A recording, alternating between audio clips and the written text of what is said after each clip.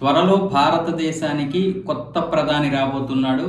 ఇప్పుడు ఉన్నటువంటి ప్రధాని మార్చే అవకాశాలున్నాయి. దీనికి సంబంధించి అమెరికాలో రేపు ప్రకంపనలు సృష్టించబోతున్నటువంటి ఎఫ్స్టీన్ ఫైల్స్ విడుదల కాబోతున్నాయి కదా, అందులో భారతదేశానికి చెందినటువంటి నాయకుల పేర్లు కూడా ఉన్నాయి. అందుకే ఇప్పుడు కొత్త ప్రధాని మార్పు చెందబోతున్నారంటూ మహారాష్ట్రలోని మాజీ సీఎం, కాంగ్రెస్ సీనియర్ నేత పృథ్వీరాజ్ చవాన్ అయితే కొన్ని వ్యాఖ్యలు చేశారు. ఈ సంచలనమైనటువంటి వ్యాఖ్యలు చేయడం వల్ల బహుశా వెనక్కి కాంగ్రెస్ ఉండొచ్చు. అంటే ఎఫ్స్టీన్ ఫైల్స్ లో కాంగ్రెస్ ఉంటుంది. ఎందుకంటే ఈ ఫైల్స్ ఏవైతే ఉన్నాయో ఈ సెక్స్ కుంభకోణానికి సంబంధించి ఇవన్నీ కూడా అప్పట్లో జరిగినటువంటి కాంగ్రెస్ హయాంలో జరిగినటువంటివి. అంటే ఇక్కడ కాంగ్రెస్ హయాం, అక్కడ రకరకాల ప్రభుత్వాలు అమెరికాలో. 1982లో బీజేపీ అధికారంలోకి వచ్చింది. 2014 నుంచి వరుసగా అధికారం చేపడుతుంది. 1999లో వాజ్పేయి గారి హయాంని తీసేస్తే మిగతా బీజేపీ ఎక్కడా కూడా లేదు.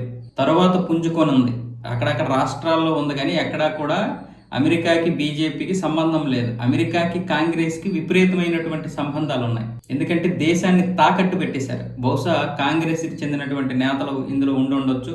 వాళ్ళ పరిస్థితి ఎలా ఉంటుందో చెప్పలేము.